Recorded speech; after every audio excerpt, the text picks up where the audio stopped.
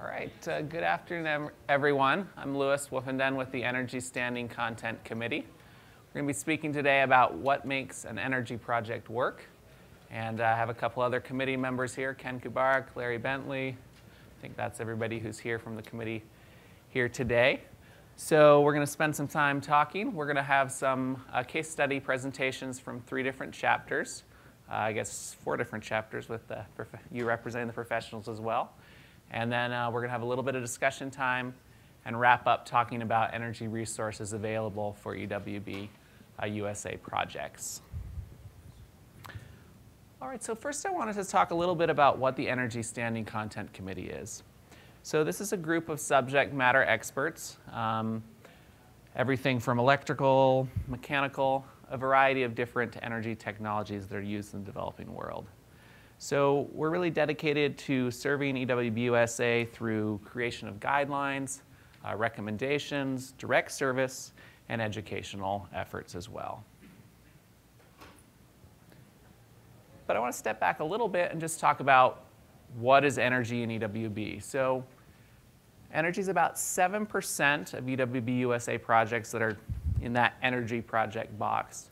Now, there are a lot of other projects that also have energy components.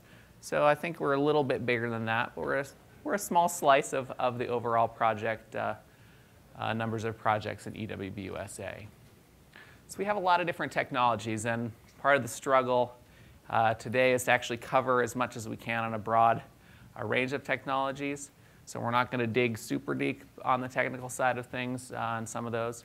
But we're talking about solar electric, solar thermal, wind, microhydroelectric, clean cookstove technologies, biodiesel, and so on and so on. So there's a lot of pieces here. Now, energy, we share all of the same challenges that other international small-scale development has. But we also have some heightened challenges, particularly in material supply chains. Oftentimes, we're talking about complex technological solutions that are maybe a little harder to get parts for than others. We're not talking about basic construction materials. That complexity also leads to the need for technical training and ongoing operations and maintenance. And a lot of these systems have high costs of operations and maintenance going forward. All right, so we're going to talk about some applications, do some case studies, discuss, talk about some lessons learned. I also am going to highlight some of the resources that we've developed in the Energy Standing Content Committee, as well as highlight some outside resources. And then we want to hear what's been working, if you even know what we're doing, if it's been helpful, what other things we can do to support energy projects within EWB USA, as well as other similar structures. All right, so we're going to just do a rundown of some different systems that you might see. So solar lighting is one of the most simple ones out there. Solar lighting, you have at least a solar electric module. You have a charge controller that regulates charge into batteries, battery storage, and you have lights. So obviously, there's benefits in terms of electrification, economics, a lot of different things you can do when you can actually read at night. But we have batteries, so we have commonly, batteries are a weakly kind of system. We spoke actually in an earlier presentation today about this. And lack of maintenance causes these systems to fail fairly frequently. You'll also see a lot of solar water pumping systems in EWB and in the developing world in general. So these can be as simple as a solar array, a submersible pump, or maybe an above-ground suction pump. You got to store water somewhere typically, whether that's in a pressure tank or in an actual storage tank for a significant volume, and you're using water. So you got these major components. You have clean water. You have a volume and quantity of water that's going to be a lot better certainly than hand pumps. But you also have pumps which will fail. You have a limited water supply and a limited solar resource. If you don't have any energy storage, you're only pumping water during the day, during the sunny day. And it's a limited supply. So those are some of the challenges that we see with solar pumping. Solar thermal is a system that you'll see many all around the world, some in the developing world applications. So we might have a solar collector and a storage tank, or it might be an integrated collector storage system, and we have somewhere that we're using water. Of course, we also need to have a backup supply if we want hot water when the sun isn't shining for long periods of overnight and so on, depending on the system. Some of these systems do have a limited life, especially in low water quality areas. When you have a lot of total dissolved solids and so on, you're heating those up. Whatever mineralization may happen in those collectors and piping may cause some big trouble. And then we move to the larger systems, the school size, the house size, maybe the village and community size. So from here, we still have our solar arrays, we still have our charge controllers, but now we have large battery banks, maybe filling multiple rooms. We have standalone inverters, which convert DC to AC electricity and vice versa. We might have the grid connection. We're going to have an AC distribution system like in a typical home, 230 volts or 240 or wherever, depending on where you're at. And these systems become very complex. So you can run a whole lot of things, but it's also a constrained resource. You have more cycling of batteries, increased failure over time. And one of the biggest challenges with these systems is no one uses, as time goes on, no one uses less energy than they thought they would. Everyone's needs grow. Everyone's going to be plugging in cell phone chargers right after the system's installed. Everybody's going to want a new TV or a bigger TV or whatever it is. So these systems often become strained over time due to those capacity issues. And then lastly, lack of maintenance. All of these systems require maintenance. And these require significant maintenance, especially if we have engine-driven generators and batteries. All right, so we have a lot of different applications. Clean cook stoves as well, small wind turbines, micro hydroelectric, biofuels. I'm not going to get into those as quite as much. So that's just a rough overview of all the different types of systems that we see. Now what we're going to do is we're going to have 3 different case studies from 3 chapters. So first up will be the University of Tulsa, and Tori Weber is an electrical engineering junior. She's going to go ahead and tell us about their project in Bolivia. So as he said, I'm at the University of Tulsa. We also work with the Oklahoma East chapter for this project. Basically in 2009, the Oklahoma East Professionals chapter went down to Bolivia and built a bunch of eco-latrines for them.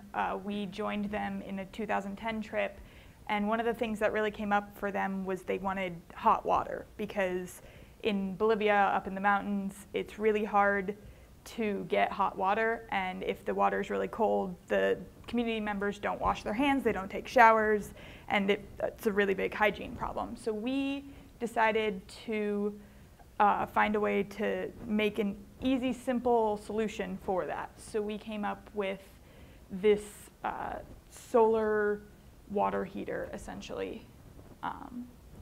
So basically, all it is 2-inch PVC pipe put together in these kind of U's, and then on top they're spray painted black to help keep it hot, and then they're covered in these 2-liter bottles, which are all over the place in Bolivia. And basically that helps create a greenhouse effect, which keeps the water very warm. We included a shower head and a sink in these kits, and basically gave them to about 15 members or 15 families in the community. They had to build their own shower house and everything, but we gave them all the materials for it. Basically, we went down to Bolivia, we helped them build these systems, and then allowed them to implement them however they needed to. One of the biggest problems we found was that the water pressure was much higher in Bolivia. When we were building our own versions in Tulsa, the water pressure was not nearly as high, and so it was fine. When we went to Bolivia, we built one we turned it on and it exploded a little bit and got everyone nice and wet. So that was one of the things we kind of had to keep in mind. We had to install pressure reducing valves and make sure that the threading on the pipes didn't work very well. So we had to use glued pipe fittings, which actually ended up being a little bit beneficial because in Bolivia you have to hand thread the pipes, which takes a long time to do. So it was that was one of the difficulties, was the things that you don't necessarily foresee when you're building your prototypes, I guess. So that was one of the biggest problems, is just trying to foresee the water pressure and the pipe fittings and all of that in country is a lot bigger deal than it would be necessarily in the United States. We also had a little bit of issues with communication, which I think is a lot of what we learned in this project, was about communicating. Because we were only able to give about 15 families these showers, there were a lot of families that really wanted them, and they became really successful. In our last assessment, or monitoring trip, we got to discuss it with a bunch of families, and they wanted more, which is really great and really wonderful for us. But because we have sometimes a hard time communicating with them, it was hard to tell them, like, you are able to build these. We gave them instructions, which, because of the language barrier, they speak Spanish, but also Quechuan, which is the native language there. Some of them weren't able to understand the instructions, so we're looking into doing picture instructions and stuff like that. That'll help out with that. But so one of the things we're going to keep in mind for future projects is doing better memorandum of understanding before we actually start implementing, making sure that the community really understands what our intentions are and where we want to go with that. Another thing to go with the communication aspect was that the families didn't realize that they needed to maintain the systems. We had to, and the nice thing about our system is they're very easy to maintain, because if a fitting comes loose or something, you just have to glue it back together, which is definitely one of our considerations when designing it, was what's going to be easiest to teach the members how to maintain. But so again, this is more of a communication thing, in talking to the group and the community and just making sure they really understand what our intentions are and what they're expecting from us. So I just want to invite you to think about some of the challenges that we saw in this project.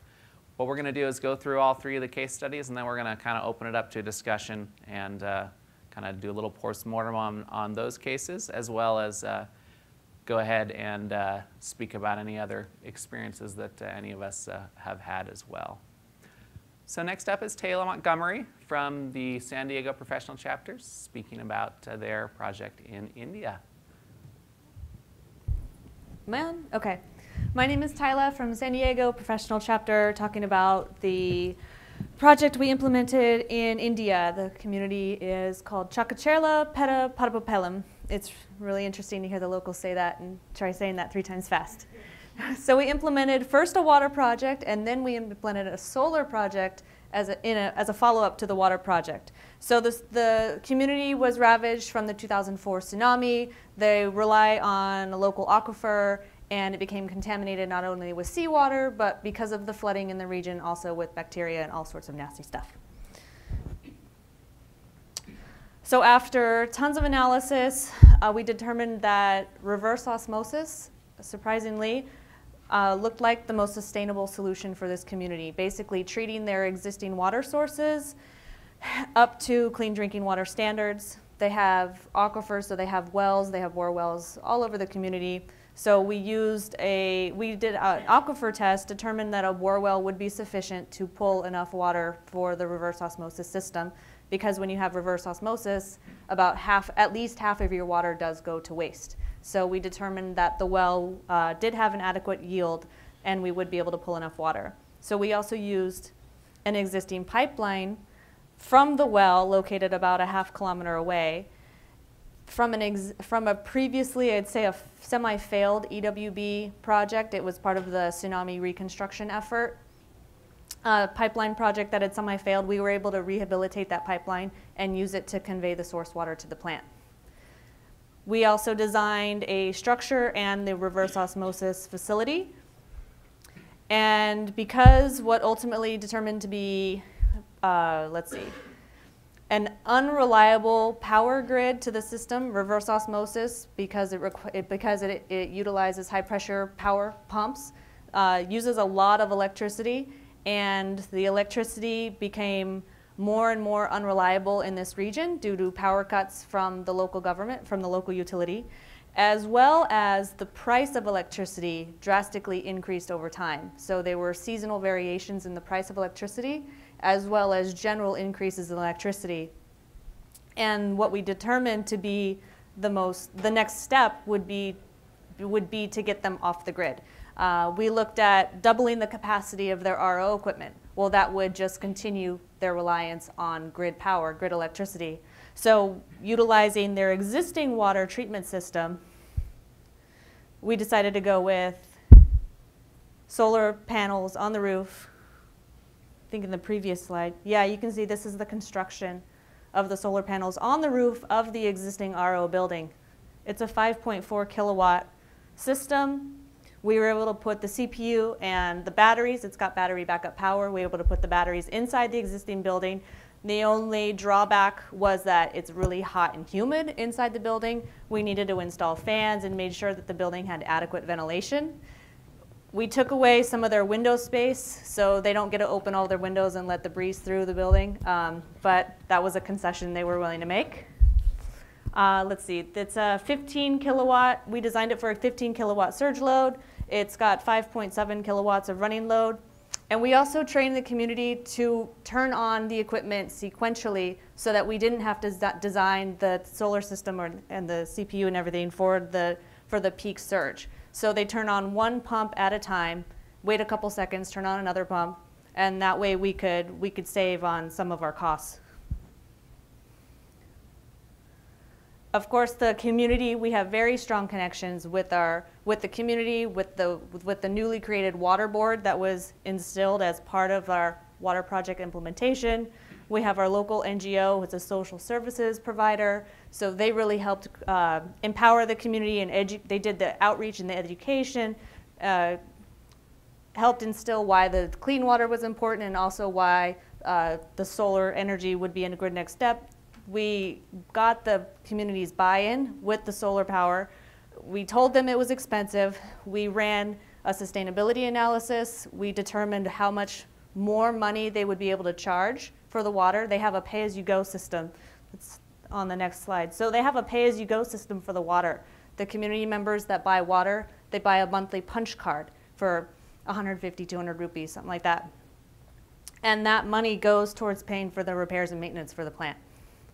We also instilled handoff ceremonies to make sure that the community really felt they emotionally invested in the project. So the ceremonies, there was balloons, and it was blessed by the Hindu priest, and there was lights and incense and candles and fire and all sorts of stuff.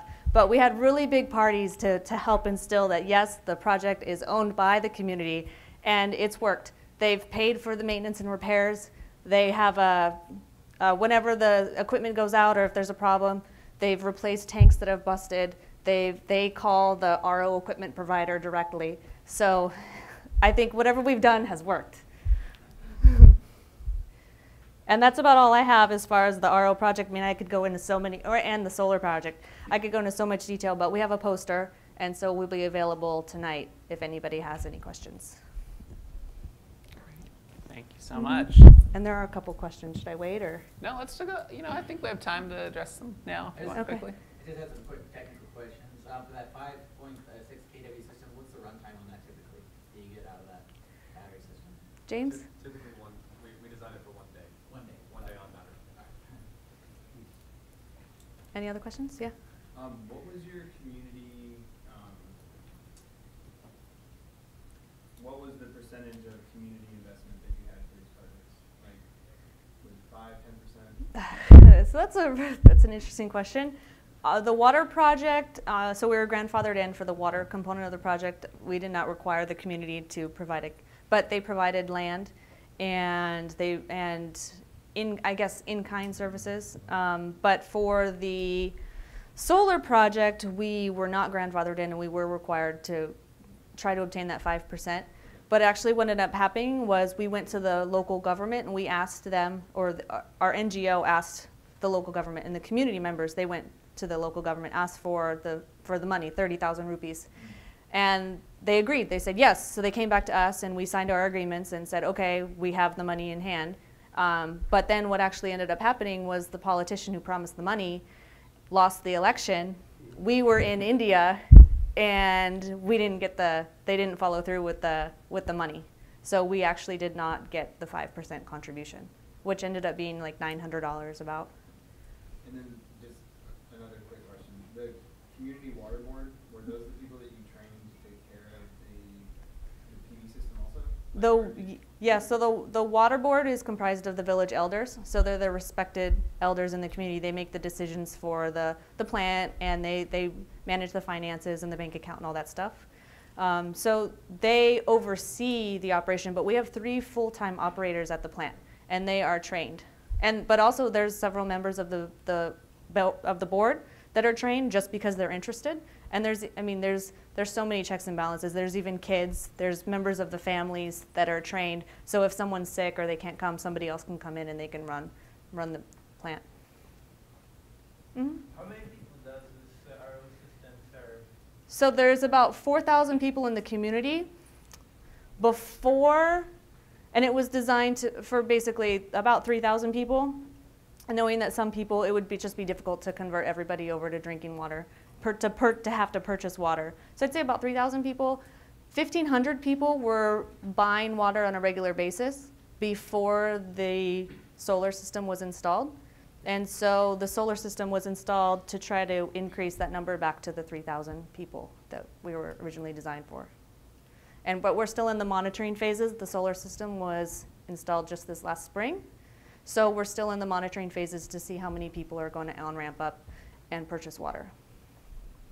And what was the per capita water usage design? The plant is designed for 16,000 liters a day. And on a per capita basis? On a per capita basis, they buy 20 liters. 20 liters. That's how much they buy.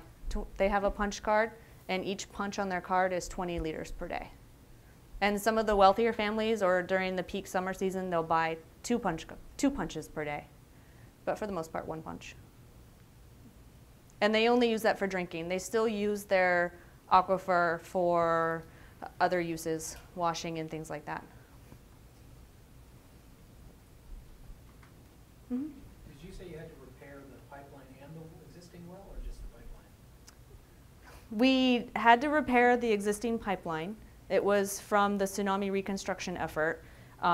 It was hooked up to a government source. The pipeline was leaking. They weren't using it. The community didn't buy into the project. I'm not sure exactly why. It was before I joined.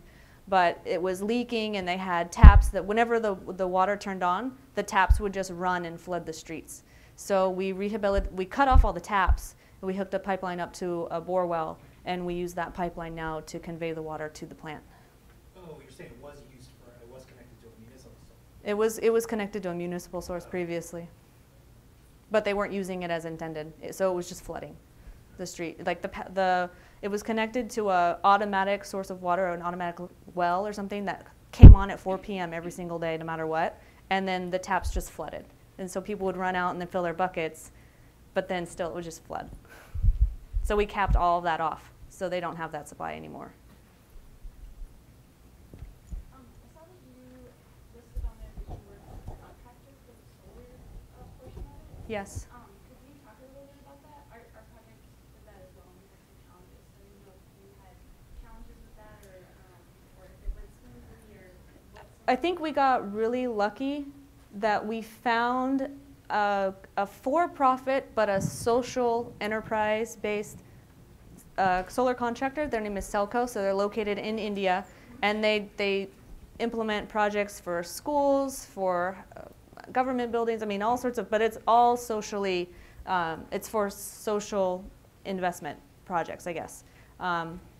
So we got really lucky, but we had a contact in San Diego, our electrical engineer in San Diego, actually he's from India, so he knew of this company, and he found it for us. But otherwise, when it was just us trying to find solar contractors, nobody would call us back, they wouldn't answer the phone, they wouldn't return emails, so if we didn't have that connection, we would have had to have gone a different route. And are they part of your maintenance plan now? Yeah, we have a 1-year extended maintenance plan with them, and then from that point forward, it'll be the community's responsibility to pay for the maintenance plan with that contractor. After reverse osmosis, did you do extra treatment, antibacterial? Yeah, so it's a system. It's a package system. It's from a company called Liberty Water Solutions. They're a local. So reverse osmosis is readily available in this area. It's what the cities use and what other communities use to treat their water. So it was a package plant. It's carbon filter, it's activated carbon, it's a sand filter, it's cartridge filter ahead of the RO, and then after the RO, you have UV and ozonation. And then even after that, sometimes they chlorinate, disinfect the taps, because there's taps where they get their water. Great. All right, so let's go ahead and hold questions there. We'll move on to the next case study, and then we'll have some more time for discussions. Thank you so much, Taylor. Appreciate it. My name is Eric Bronikamp. I'm a senior electrical engineering at Virginia Tech, and our project's been around since 2007. I was on the first assessment trip, and I joined last fall, so I'm now the project lead. So what we started doing originally, and the project I'm talking about, we have 3 sites in Uganda. So the one I'm talking about today is Hope Academy, and that's the one we did a trip on this past summer, and that was also our first trip. So the need we were trying to meet was electricity for a school. They wanted to power their computer lab. They had intermittent grid power from Uganda Power, which also is about 10 times expensive over there as it is here. So we went over there and did the assessment and came back, and we installed one system, and then we installed a new one because they wanted to build a welding lab as well. And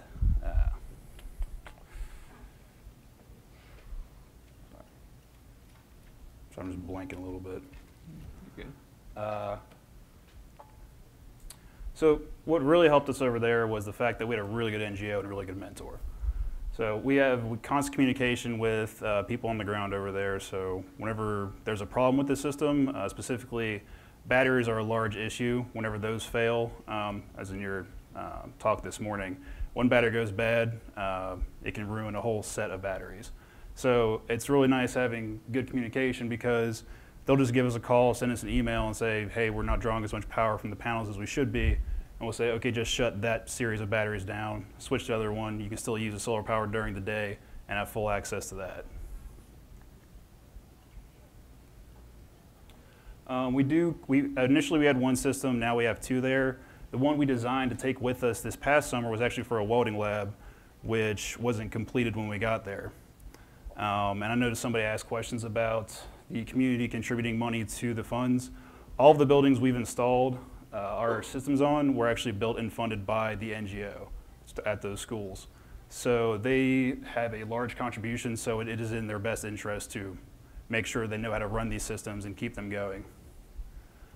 These are just some of the components we use. And it is really nice having these Xantrex components are really nice because, again, with the batteries, you want to keep a certain level of depth when you're doing your charging cycles, and they will cut off at 50%. So that way it'll prolong the battery life, and we can continue to use that system and also reduce their costs for replacing those batteries because they are expensive over there and sometimes hard to get a hold of. One of the biggest problems is you never really know how much they're going to use day to day. One day you could have perfect sunlight all day. They might use the computer lab for a little bit and never even touch the battery storage. So that's a great thing because, again, the charge controllers will just cut off charging. You'll have a fully charged set of batteries for the night. And then depending on how many people are at the school, they may use 10 lights, they may use 30 lights. So we designed the system with that in mind, that you never really know that if people are going to be using a small amount of electricity or a large amount of electricity, and also the daily loads. So what we have is a switch inside of the controller room over here, and the school staff are educated on the system. We actually spent the entire last week we were there teaching them all how to switch over and diagnose problems and monitor the system. So whenever the battery charge got too low, or you could tell that, or it was more beneficial to use Uganda power because you didn't know if it was going to be a rainy night or if you weren't going to have good sunlight for the next couple of days, we would encourage them to switch over to Uganda power to preserve that charge. And they would just switch it over to Uganda power. Another thing is we initially had a inverter built in Uganda. It was a 6 kilowatt inverter. We now have a 1.5 kilowatt inverter because it, again, helps prolong battery life. And that was not the greatest piece of machinery that any of us has ever encountered. They actually plugged the grid power into it at one point and kind of fried half the system. So we had to repair that, and since then we kind of bring our own components with us from the US. The local technicians are fairly intelligent and they know how to repair all of these things. It's not a problem for them. I've heard concern voiced in other sessions that it's there's too much technology involved, but it's really not. I mean, it's like you teach them how to diagnose, you teach them how to monitor the system, and things will go just fine. And again, like I'd say our main keys to success over there were definitely a very strong NGO. They've been active since I think 2002, 2005, and they're very active in their community. The guy who actually leads it lives in Richmond, so we have ready access to him. He does a lot of fundraising over here, which makes it easier for us to travel because even traveling with 5 members, what we had last year, it's still a pretty high cost for plane tickets to get there and back, and so it helps a lot with alleviating our fundraising costs. And another thing, because it is a small group, usually we'll have the beginning of a semester, maybe 20, 30 students sign up, and then by the 3rd week we'll have 7. So it's very important that we found like documentation is extremely important. Spreading knowledge from the people who have traveled to the people who are coming into it is also very important. And it just it works out the people who really want to be there and really want to go stay in. So that problem kind of solves itself. And again, like I said earlier, we spend the last week just doing monitoring documentation, writing up the entire system, doing circuit diagrams, so that if anybody needs to come and diagnose something that's wrong with it before we can get back, we try to travel at least once a year, that they can either shut down bad parts of the system or fix it if they can. And that's all I got. Any questions? Great. A couple of technical questions. Have you looked at using like a shunt load for the PV system for the excess energy, like a water heater? No, we never really explored adding anything else besides what they're currently using. Okay.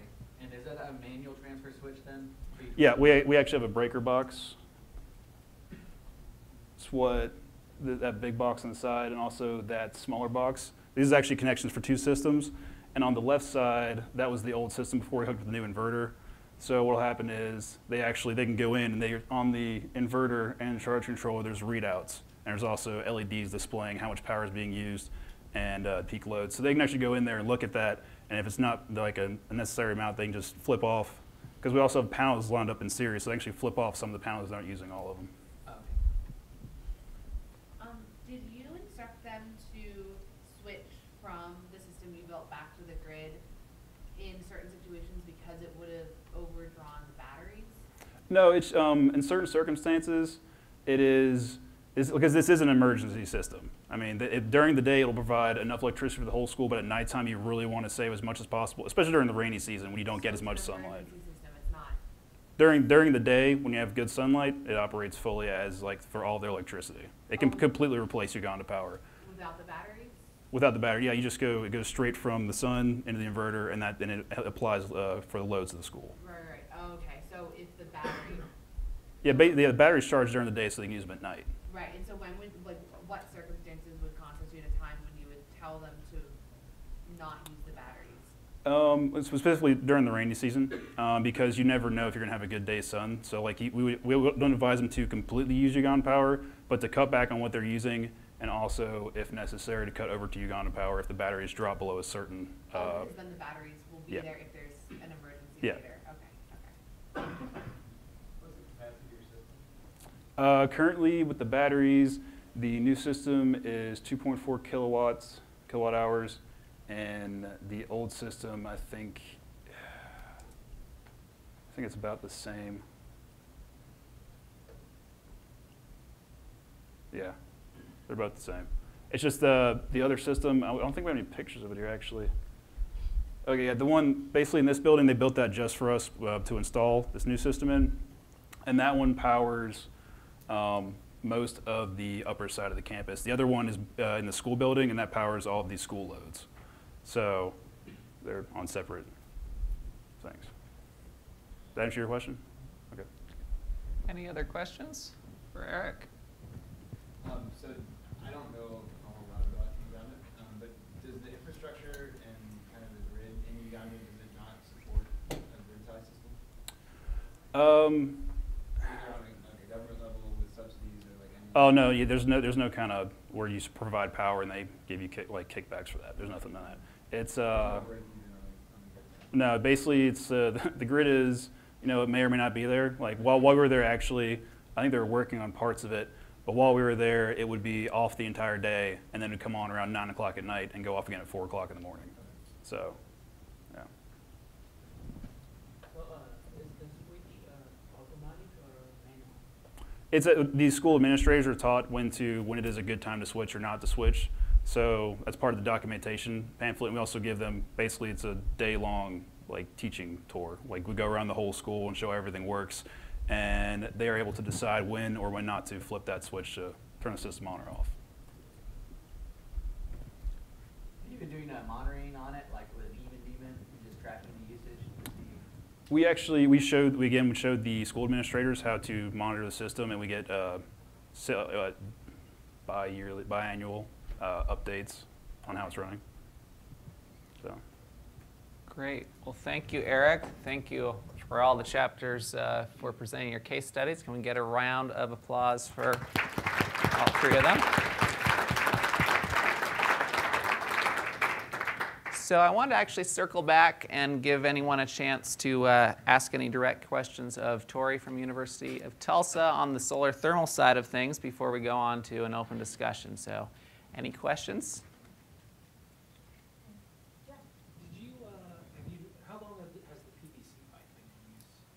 It's been about, we implemented it starting in 2010 or 11. So have you had any issues with it being brittle because of being inside? No, the PVC pipe, the paint that we put on it actually helps with that a lot. And then the most unstable part is the 2-liter bottles. They like to break apart, and we got them attached just like tape. So that's one of the things that needs to get replaced every once in a while. But for the most part, the joints sometimes get a little bit leaky, but for the most part, it's been pretty stable. Could you briefly describe the water supply? You said it had high pressure. Yeah, they have a gravity-fed system, so they've got tanks at the top of the mountain, and everything comes down. So by the bottom of the mountain, it's very, very high pressure. Great. Any others? All right, thank you. So now I just want to open it up for discussion of any of these case studies, or other issues that you've had in energy projects. So let me get a little farther here, a little farther back. All right, so this is just some food for thought, but I want to go ahead and open it up for any reactions after seeing these case studies, good, bad, lessons learned, your own lessons learned. What else have you found in your chapters? I have a general question. We have a lot of communities that will tell us, like, oh, we're interested in solar panels because they hear of other communities and we're doing that. When we do an assessment trip, what are things that we should look for? Like, how do we know that the community would be the right, that an energy project would be the right fit? Sure. Any reactions to that from the panel before I jump in on that? You want to look for load first thing you'd want to do an assessment trip is see what their load is to determine if either you can provide the necessary power or if it actually requires something like solar to provide for them. So that's what we're going to first look for. Yeah. And I'd say beyond that, you know, is there any simpler technology that will work? So solar's expensive and maintenance and everything else. Any other thoughts on that question from the room? Or? I know micro-hydroelectric is typically a really low-tech option. I think it's pretty straightforward compared to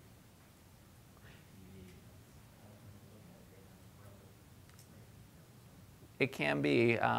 It also has a lot of maintenance when you have moving parts. So there's definitely challenges there in terms of wind, microhydro, and related technologies.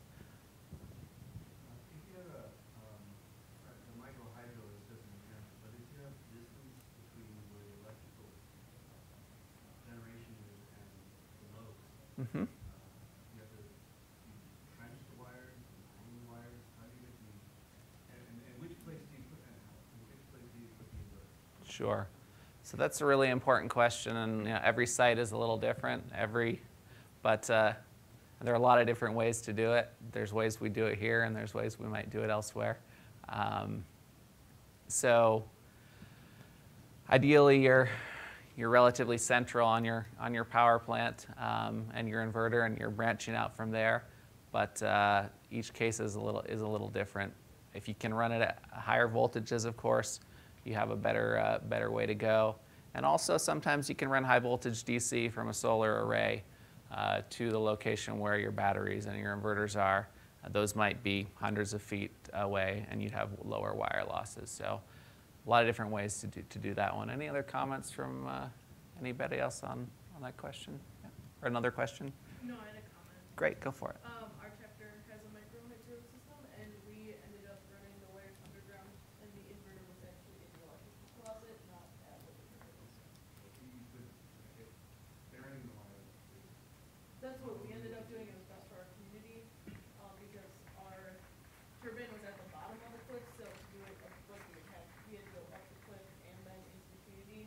So it was just how it worked. I have a question about how, like, what are the best ways to optimize what size inverter is Mm-hmm. used? Sure. That's a decision we're making right now. Okay, so I'll take a stab at that and see if people want to chime in. So Eric mentioned load, right? So we have our load over time, and we have our surge loads, things turning on. And generally, the limiting factor in these systems are your actual surges. So Taylor talked about with the India project how they chose to turn things on sequentially. And sometimes you can do that. A lot of times, your loads, you don't have that much control over them if it's not a contained load. So you're looking at your surge loads, you're looking at your average running loads, and you're not oversizing it too much, but you also are thinking a little bit about how much your loads are going to increase over time. So those are kind of the factors I'd look at. And the batteries? So in terms of not overdrawing from them? Absolutely. I mean, battery sizing is a whole nother piece beyond inverter sizing. Right. But certainly that's really what we're really looking at, as granular information as you can about when energy is being used, how much energy is being used, and getting the best sense of that you can. Yeah. Other thoughts on inverter sizing and loads, Frank? I mean, I think Louis covered it. Basically, you size your inverter, you can handle your heat, you can handle you size your batteries, you can handle the cumulative energy. It works when you're doing the battery side of the calculation, but the decent sunny time of year. And I think a best practice would be to add on probably 5-10% for load build, even assuming the kind of target depth of discharge. I think one of the projects mentioned they had a low voltage disconnect at 50% depth of discharge, and same on battery units. Probably a good rule of thumb, and then design accordingly, plan for maintenance, and I think Yes. it might be important to differentiate between your peak load and your surge loads. Surge loads typically come from motors Mhm. that draw a ridiculous amount of amperage right off the top to get going. Whereas your peak loads tends to be when everything's on and running.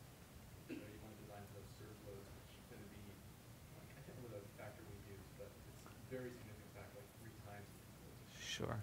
Some pumps even a little more than that, for sure. Yep. Thank you, James. Other questions?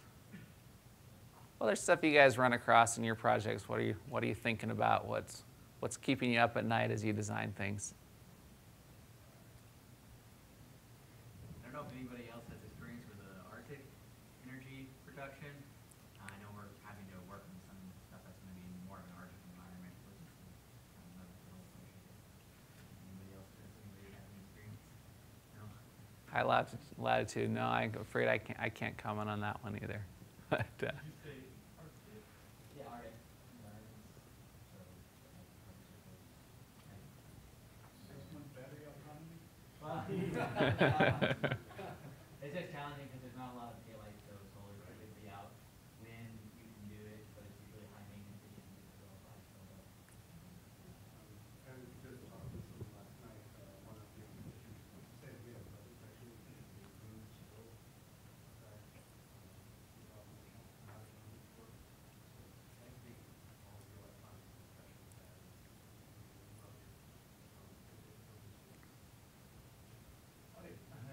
not specifically about those type of solar whatnot, but we have a number of plants in Canada and like Yellowknife or whatnot. So we have heat tracing on mm-hmm. pipes. Yep. We have special enclosures for pumps, motors, and such, which we don't use in a different climate. Yep. Absolutely. Yes. Anybody have any experience, good or bad, with small biomass gasifiers or something? Good question. I don't. Anybody? Any biomass folks in the room? So that's one thing I think we've looked for in the Energy Standing Content Committee is trying to broaden it a little bit beyond. Oh, I'm sorry. Not biomass, but anaerobic digestion. So we looked at anaerobic digestion briefly. Okay. Of basically the manure, Sure. because there's buffalo everywhere, water buffalo. But we didn't get good feedback from the community. They indicated that there's not enough manure, and in the past they had basically for like stovetop cooking, they were creating biogas, and many of the community members had actually stopped doing that because of the decrease in manure.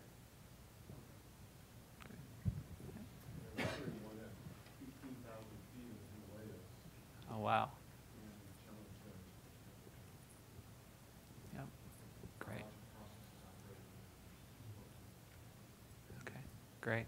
You know, I do have a few resources that I might be able to pass on, a couple contacts, so maybe we can chat afterwards and exchange cards. I might be able to, I don't know, but I know some people who have done more of that work. So. Great. Well, I'd like to actually go ahead and move on and talk a little bit about EWB USA Energy Requirements. A lot of these things are pretty straightforward and things you already know, so I'm not going to spend a ton of time here. I think we're getting a little close on time here. Have to use local project materials. You want something that can be found that there's actually a supply chain, right? So something breaks, you want somebody to be able to go down and get a new one. You want a funding source in place for that as well. You have to look at alternatives analysis. We're all doing that, of course. Need to protect the system from damage and theft during and after implementation. And then, of course, you have to follow EWB USA principles of community development. All right, so let's talk a little bit about some of the resources that the Energy Standing Content Committee has put together. So these guys right here are the recommendations for solar PV projects. So these have been in progress and out for a couple years. These provide you a roadmap of the documentation process for solar PV projects, recommendations on design, installation, startup, testing, documentation. I don't like to print a ton of paper, so I think I have a few copies here. I'll probably will pass them around if people want to keep one, great. And this is also on the website in the member section as shown right here. And one thing that we've recently added is a checklist that follows this recommendations document and includes We have appendices with definitions of terms, lists of standards, and so on. So if you're doing solar PV projects, what we're really hoping to do here is make the TAC reviews easier for chapters and easier for the TAC as well. Frank or Larry, you have anything to add on the recommendations document? I'm trying to think if there's anything I'm missing on that. Is this available on the web? It is, yep. It's on the member portion of EWB USA's website. Let us know if you catch any typos. What's that? Let us know if you catch any typos. Okay, yes, please do. Or if you have anything technical to contribute to the committee level. Absolutely. And we're about ready probably to do a revision on it and a review of whether it's appropriate. It's been a little while, so so yes, please send us comments and let us know what you think. What should be published next? Right, yep.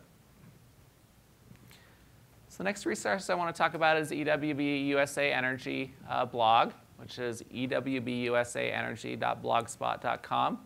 And Scott Herr, who is our enrichment subcommittee head, does a great job pulling content together. So I'd say about 50-50 original content from Energy Standing Content Committee members and associated EWB folks, and the other half is outside content that we're linking to and discussing. So recently, actually, Scott put together an introduction to failure modes and effects analysis. It's a great article that walks you through FMEA. I've got a few copies up here if you're interested after. We have Larry Bentley, who is our lead author on our battery operations and maintenance document, which will soon be published. There's already some pieces in it. So that's a great resource as far as batteries go. We are also, we've just, I'm not sure it's quite posted yet, but it will be in the next couple weeks. There's a solar PV array maintenance checklist. So this focuses specifically on the solar array, what's on the roof, what's on the ground, and talking about the mechanical and electrical considerations for these systems. All right, so let's talk about a few other resources. So we also have presented a number of years running at the various regional conferences a technical best practices PowerPoint, which email us and we'll send you a PDF of that. And then Frank Berg was actually lead on a paper. Do you want to talk a little bit about what that is? And Yeah, this paper we had posted, actually published in the Humanitarian Technology Conference earlier this year. And yeah, basically covers the community aspects of these projects. In the same way that the recommendations document is going around kind of tells you kind of what you should be thinking about in the design phase of the project. This other document tells you kind of what's the community's role in each phase of the project from initial assessment through. great, thanks. And I did print out a few hard copies, so if you're interested in that, come check them out afterwards. So yeah, so what else does Energy Standing Content Committee do? So here's our email. I've got cards up here. Shoot us an email. We can help with informal consultation. If you're a chapter wondering, how do I size an inverter? Send us an email. We'll get a couple experts involved. We can jump on Skype or the phone or email and help you out. We're also looking to do a little more in the future of if a chapter has gotten a TAC hold or been denied, we can kind of powwow with you and figure out what we might be able to do to help you get on the path to an approval. We do informal mentorship. We also, many of us also mentor projects, so if you need a specific energy mentor, we may be able to travel. Certainly, Larry's traveled almost a dozen times, I think, on mentoring projects. And then we can also provide resources. So, the committee members have decades of experience in energy, so if we don't know, we know the person who knows or the resource that we can pass along. All right, so that's about it. Thank you so much for being here. Thanks, everyone, for sharing. Thank you for the chapters who shared case studies or photos, and to other ESCC members, as well, and particularly to Ken Kubarak, who did a great job pulling together a lot of the case study information. So thanks so much, and have a good rest of the afternoon. much.